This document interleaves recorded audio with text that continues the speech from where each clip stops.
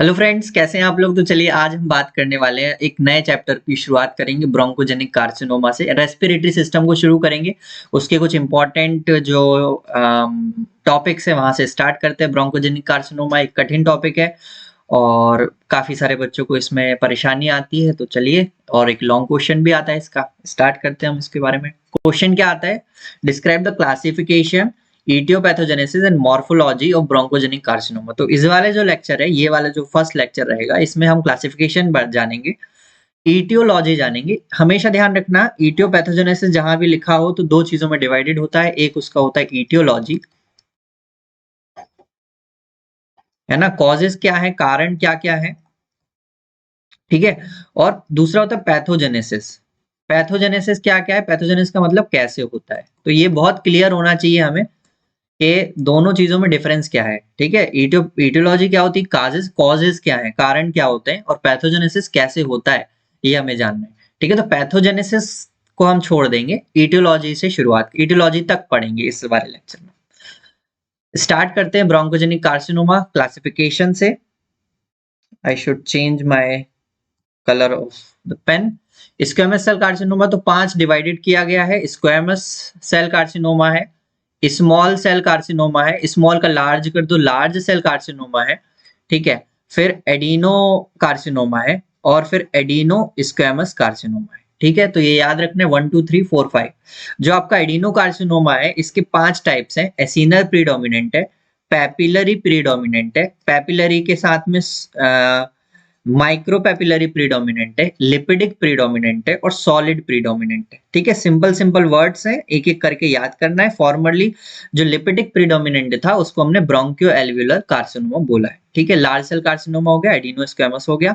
तो squamous cell carcinoma, adeno squamous, adeno squamous carcinoma, small cell carcinoma, large cell carcinoma, और एक और बचा, उसको हमने बोल दिया स्क्वैमस सेल कार्सिनोमा, ठीक है। तो ये 5 जो चीजें हैं, इनको हमें अच्छे से याद करना है। थेरेपेटिक पर्पस के लिए भी 3 चीजों में डिवाइडेड है जो हमारा क्लासिफिकेशन है। तो हमने बोला था एक small cell carcinoma, small cell carcinoma. उसके बाद हमने बोल दिया non small cell carcinoma, non small cell carcinoma, और फिर हमने बोल दिया मिक्स्ड वाले, ठीक है। मिक्स्ड टाइप या कंबाइंड वाले। नॉन स्मॉल सेल कार्सिनोमा में 3 लोग आ गए, इसमें लार्ज सेल कार्सिनोमा आ गया, इसमें स्क्वैमस सेल कार्सिनोमा आ गया, और इसमें एडिनो कार्सिनोमा आ गया, ठीक है। तो ये चीज हमें ध्यान में रखना है। थेरेपेटिक पर्पस है सबसे, क्योंकि इसमें तीनों चीजें, तो इसका जो परसेंटेज है वो 70 to 75% है, और इसका जो है वो 20 से 25% है, और 5 से 10% मिक्स्ड वाला है, ठीक है। तो ये हमें याद करना है। थेरेपेटिक पर्पस से 2 क्लासिफिकेशन आप लिख दोगे।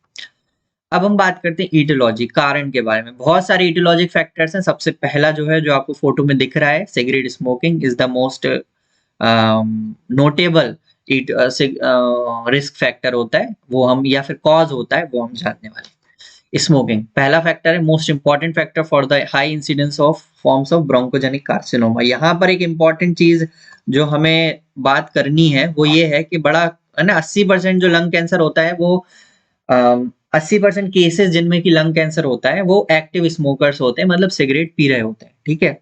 ये बात ध्यान रखना है, सिगरेट स्मोकिंग का risk factor is greater than अगर आप सिगार और पाइप स्मोक कर रहे हो तो, ठीक है। इसका मतलब ये नहीं कि हम सिगार और पाइप का यूज करने लगे, बिल्कुल ऐसा नहीं है। सिगरेट भी नहीं पीना है। बड़ा कूल लगता है कहने में, ये फोटो इसलिए डाली कि बड़ा अच्छा लगता है ना, पुरानी मूवीज में बड़ा पोर्ट्रेट किया जाता है, सिगरेट पीना बड़ा अच्छा काम है और बड़ा अच्छा दिखता है, लेकिन जब इसकी रियलिटी जानोगे तो बहुत सारी कठिनाइयां हैं, बहुत सारी परेशानियां इसमें जुड़ी हुई हैं, ठीक है। आगे बढ़ते हैं। तो एविडेंसेस इन सपोर्ट में कितने सारे एविडेंसेस वो पढ़ने वाले, ये लिखना इसलिए जरूरी है पेपर में, क्योंकि स्मोकिंग आपका कंटेंट जो है ना, उसको अच्छा खासा आपको डेटा देगा, इन्फॉर्मेशन देगा, लिखने के लिए पेज भरने में हेल्प करेगा, बेसिकली वो चीज है। तो आपको ईटियोलॉजी में स्मोकिंग का बहुत ज्यादा डालना पड़ेगा। अब उसके लिए हर कुछ ना डालें तो कुछ फैक्ट डाल लो। तो एक्टिव स्मोकर है तो 13 टाइम्स ज्यादा चांस रहेगा, पैसिव स्मोकर है तो 1.5 टाइम्स रहेगा। अगर वो 40 सिगरेट पर डे पीता है, 20 साल तक पीता है, तो 60 to 70% टाइम्स रहेगा नॉन स्मोकर के कंपैरिजन में, जो कैंसर का रिस्क फैक्टर, ठीक है। सिगरेट अगर आप बंद कर दोगे ग्रेजुअली, जो है जो लेवल है, रिस्क फैक्टर है, जो रिस्क फैक्टर है, क्या कार्सिनोमा लंग का या लंग कैंसर होने का वो कम हो जाएगा। लेकिन 10 साल तक अगर आप एब्सटिनेंस कर पाओगे तो भी जो ग्रेजुअल डिक्रीज होगा वो उतना इफेक्टिव नहीं हो पाएगा, खत्म नहीं होगा। जैसे कि नॉन स्मोकर के अंदर, अगर जैसे नॉन स्मोकर है, कभी वो सिगरेट स्मोकिंग के एक्सपोजर में नहीं आया है, तो उसमें उसमें बहुत कम रिस्क फैक्टर होगा, है ना? लगभग 20%, 15 से 20% जो नॉन स्मोकर का जो रिस्क फैक्टर होता है वो ही रहेगा। लेकिन अगर उसने 10 साल से सिगरेट पीना बंद कर दी तो उसका जो रिस्क है वो थोड़ा सा ज्यादा रहेगा नॉन स्मोकर की कंपैरिजन में। सिंपल सी बात है। मैंने बता दिया पाइप और जो सिगार स्मोकिंग होते हैं do have a higher risk than non smoker but are lesser risk than the cigarette smoker, से कम चांस होता है ना? After 10 years of abstinence from smoking the risk declines but never returns to the non smoker level के पर नहीं पहुंचता है। ठीक है, हिस्टोलॉजिक अल्टरेशंस क्या क्या होते हैं? स्मॉल सेल कार्सिनोमा है, इस स्क्वेमस सेल कार्सिनोमा और स्मॉल सेल कार्सिनोमा पे स्ट्रॉन्गेस्ट कोरिलेशन है। मतलब जो सिगरेट स्मोकिंग है सीधे सीधे कॉज करेगा स्क्वेमस सेल कार्सिनोमा और स्मॉल सेल कार्सिनोमा। 3 स्टेजेस हम देख लेते हैं, सीक्वेंशियल एपिथेलियल चेंजेस होते हैं। सबसे पहले स्क्वेमस मेटापेलेजिया, स्क्वेमस मेटापेलेजिया, डिस्प्लेजिया और कार्सिनोमा इन सितु, एक एक करके ये स्टेजेस होती हैं। 90% केसेस में हमने ये सीक्वेंशियल चेंजेस हमें रेस्पिरेटरी ट्रैक्ट में मिले हुए हैं। ठीक है, डायग्राम से समझ लेते हैं। नॉर्मल ब्रोंकियल म्यूकोजा होती है, हर्ष मोहन का डायग्राम है ये। बेसल सेल हाइपरप्लेजिया होती है, बेसल सेल्स होते हैं वो डिवाइड होते हैं, यहाँ से आप दिख रहे होंगे ये जो है ये डिवाइड हुआ। स्क्वेमस मेटाप्लेजिया एंड डिस्प्लेजिया हुआ, उनके फॉर्म्स चेंज हुए। अभी कैंसर की स्टेज में नहीं आया है, लेकिन जब carcinoma in situ with micro invasion हुआ, धीरे धीरे इन्वेजन होने लगा तो कैंसर बनने की कगार पे आ गया। ठीक है, मैकेनिज्म क्या होता है? तो मैकेनिज्म के लिए दो एविडेंस है। कार्सिनोजेंस जो हमारा स्मोक होता है सिगरेट स्मोकिंग का, उसमें बहुत सारे कार्सिनोजेनिक केमिकल्स प्रेजेंट होते हैं। दूसरा, एनिमल स्टडीज में पता गया कि जब जो तार होगा, जो स्मोक का जो तार होता है, उसको आप पेंट करोगे एनिमल की स्किन पे तो स्किन के कैंसर बढ़ने लगे। अब आप बोलोगे कि सर इसमें तो हम लंग कैंसर की बात कर रहे हैं, तो लंग कैंसर वाली जो स्पेसिफिक है कि लंग कैंसर क्यों नहीं किया उस पर्टिकुलर एनिमल एक्सपेरिमेंट में, तो उसका रीजन ये है कि एनिमल्स को सिगरेट को स्मोक करना सिखाना बड़ा कठिन था, है ना? हम लोग तो पी सकते हैं सिगरेट, स्मोक कर सकते हैं, लेकिन एनिमल्स को सिगरेट स्मोकिंग करवाना, उनके लंग्स तक जाना, वो चीज वो थोड़ा सा मुश्किल था। इसीलिए painting experiment, skin painting experiments हुए हैं। ठीक है, अदर फैक्टर्स की बात कर लेते हैं अब देर आर 80% तो हमने बोला कि एक्टिव स्मोकर्स होते हैं, लेकिन 20% लोगों को भी तो लंग कैंसर होता है, तो उनमें बहुत सारे दूसरे फैक्टर्स भी होते हैं। पढ़ लेते हैं। although smoking is dominant etiological factor in lung cancer, 15% of the cases of lung cancer occur in non-smokers, more so in women, women में ज्यादा होता है ना? probably related to hormonal factors के कारण ही हो सकता है। A few other factors implicated in lung cancer, कुछ और जो फैक्टर्स जो हैं दूसरे वाले जो फैक्टर्स हैं वो हम देखते हैं क्या क्या है, शॉर्ट में बता देते हैं।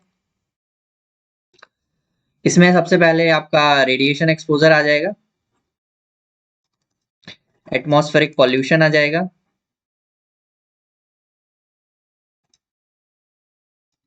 ठीक है, और भी जो कुछ कार्सिनोजेंस होते हैं वो हम देखेंगे आगे। ठीक है, radiation exposure, long term exposure to radon. Radon वो गैस है ना, जो आपने नोबल गैसेस में सुना होगा, नोबल गैसेस में हमने पढ़ा है, वो है पेशेंट रिसीविंग थोरेसिक रेडिएशन। ये जो डायग्राम है हालांकि रिलेटेड नहीं है, लेकिन जो एक रॉबिन्स में एक लाइन लिखी हुई थी, हिरोशिमा और नागासाकी के जो जब डिजास्टर हुआ था, न्यूक्लियर बॉम्ब गिरा हुआ था, तो उसके बाद जो सर्वाइवर्स बचे थे उसमें लंग कैंसर का इंसिडेंस काफी बड़ा हुआ। दूसरा जो शेरनोबिल का जो इंसिडेंस हुआ था, डिजास्टर हुआ था, लीकेज हो गया था, उसमें जब क्लीनिंग वाले जितने भी लोग जो क्लीनिंग से जुड़े हुए थे, वर्कर जो वहां पे जो रेडिएशन को साफ कर रहे थे, उनको लंग कैंसर के चांसेस काफी ज्यादा बढ़ गए, मतलब इंसिडेंस बढ़ गया था, उन लोगों में लंग कैंसर काफी देखा गया था। एटमॉस्फेरिक पॉल्यूशन मैंने बताया, there is increased risk of developing bronchogenic carcinoma in non-smokers living in industrialized and smoky cities। अगर आप नॉन स्मोकर हो, सिगरेट कभी नहीं पी रहे हो, लेकिन अगर आप ऐसी पॉपुलेशन, ऐसी सिटी में रह रहे हो जहाँ पे पॉल्यूशन बहुत ज्यादा है, तो लंग कैंसर होने के चांस बढ़ जाएंगे। ठीक है, ये जो डायग्राम्स हैं ये रियल पिक्चर्स हैं। हमारे स्कूल के सीनियर थे, वो जरा घूमने गए थे, तो उन्होंने बताया ये दिल्ली का है और ये नॉर्थ ईस्ट का है, नॉर्थ ईस्ट से असम वगैरह का है ये। तो ये दो फोटोज आप देख रहे हो, यहाँ पे पॉल्यूशन से पूरा आपको दिख रहा होगा और ये बिल्कुल क्लियर है। ठीक है, तो ये जस्ट एक बताया गया है कि भी जो सॉरी पॉल्यूशन किस तरह का इफेक्ट डालता है। फिजिकली भी इतना पॉल्यूशन आपको दिल्ली अगर आप फ्लाइट से देखोगे तो इतना दिखेगा। ठीक है। ऑक्यूपेशनल कॉजेज हैं जैसे कि कुछ एक्सपोजर होता है, एस्बेस्टोस का एक्सपोजर होता है ना, और भी जो यूरेनियम की माइंस होती है वहां पर अगर निकेल, बेरिलियम और आर्सेनिक वगैरह जो मेटल्स होते हैं उनमें अगर आप एक्सपोजर बढ़ता है तो लंग कैंसर होने के चांसेस बढ़ जाते हैं। ठीक है। These include workers expose to asbestos, bis ethers, nickel, beryllium, arsenic, metallic iron and iron oxide. Some industrial carcinogens and cigarette smoking have carcinogenic effect, particularly uranium mines और asbestos workers का important role है। ठीक है। अब कुछ important information है हमारे पास। ये जो asbestos workers हैं who do not smoke, जो smoke कभी नहीं करते, have five-fold greater risk in developing lung cancer than non-smoking control subjects, है ना।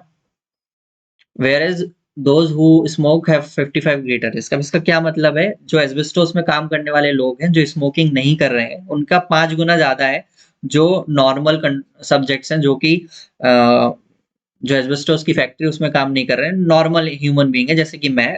अगर मेरे से कंपेयर किया जाए, नॉन स्मोक अगर जो स्मोक नहीं करते और एस्बेस्टोस फैक्ट्री में काम करते हैं उनमें 5 गुना कैंसर के रिस्क है। ठीक है। और लेकिन जो फैक्ट्री में काम करते हैं और जो स्मोक करते हैं उनमें 55 गुना ज्यादा रिस्क है।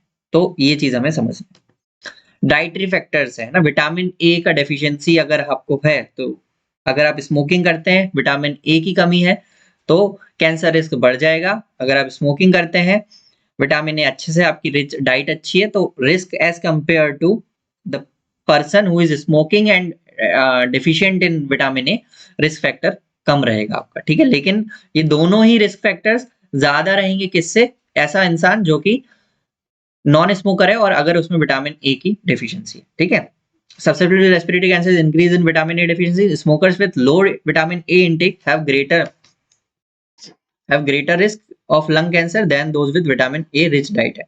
Incidence of lung cancer inversely related to socio-economic stress reflecting their dietary pattern। अब क्या, जो गरीब ज्यादा हैं वो अच्छे से डाइट नहीं ले पा रहे हैं तो उनका जो रिस्क फैक्टर बढ़ गया है। नॉर्मली विटामिन ए का जो डेफिशिएंसी है वो लंग कैंसर के रिस्क को बढ़ा देती है। ठीक है। क्रॉनिक स्कारिंग की बात करें, कई बार बहुत सारी जो कोई भी क्रॉनिक जो डिजीजेज हैं अगर वो हो रही हैं और वापस हील हो जा रही हैं तो उससे भी जो स्कारिंग बनती है, स्कार टिश्यू बनता है, वो भी कैंसर करवा सकता है। पेरिफेरल एडिनोकार्सिनोमा, यहाँ पे इंपॉर्टेंट क्या है, peripheral adenocarcinomas occur more frequently in areas of chronic scarring. ठीक है। क्रॉनिक स्कारिंग कहाँ कहाँ हो सकती है, chronic inflammatory changes, old tuberculosis, पुरानी टीबी है जो बार बार आ रही है जा रही है, एस्बेस्टोसिस हो गया, क्रॉनिक इंटरस्टिशियल फाइब्रोसिस है, और old infarct and scleroderma. Scleroderma के पेशेंट से या ओल्ड इन्फार्क्ट अगर है तो भी कैंसर के रिस्क बढ़ जाएंगे। ठीक है। कुछ इंपॉर्टेंट चीज यहां तक आपका जो नॉर्मल एक स्टूडेंट होता है उसका काम खत्म है, इतना पेपर में आप लिख सकते हैं। नोट्स का मैं इसकी जो पीडीएफ है वो आपको डिस्क्रिप्शन में मिल जाएगी। ठीक है। कुछ चीजें हैं एक्स्ट्रा जो रॉबिन्स में दी गई हैं और मैं समझता हूं कि पता होना चाहिए as a doctor, as a student नहीं, एज अ डॉक्टर पता होना चाहिए हमें, तो वो हम देख लेते हैं। However, since lung cancer develop only in 10 to 15% of the smokers, there are likely to be other factors that interact with the smoking to predispose individuals to this deadly disease। ऐसे भी बोला गया है कि जो 10 से 15% स्मोकर्स हैं उसमें भी जो स्मोकर्स हैं उनमें भी 10 से 15% लोगों में ही कैंसर होता है। देयर आर, लेकिन हमें यही तो नहीं पता कि कौन से वो 10-15 लोग हैं, मतलब 100 लोग जो सिगरेट पीते हैं उसमें से 15 लोगों को कैंसर होगा, लेकिन यही नहीं पता है कि कौन से वो 15 लोग होंगे। They are likely to be other factor that interfere smoking to disorder dialysis. अब इसका मतलब यही है कि देयर कुछ ऐसे फैक्टर्स भी होंगे ना कि जिनने वो 15 को कैंसर करवाया। वो जो 100 थे उनमें से सभी तो सिगरेट पी रहे थे, बराबर सिगरेट पी रहे थे, लेकिन 15 को ही कैंसर हुआ।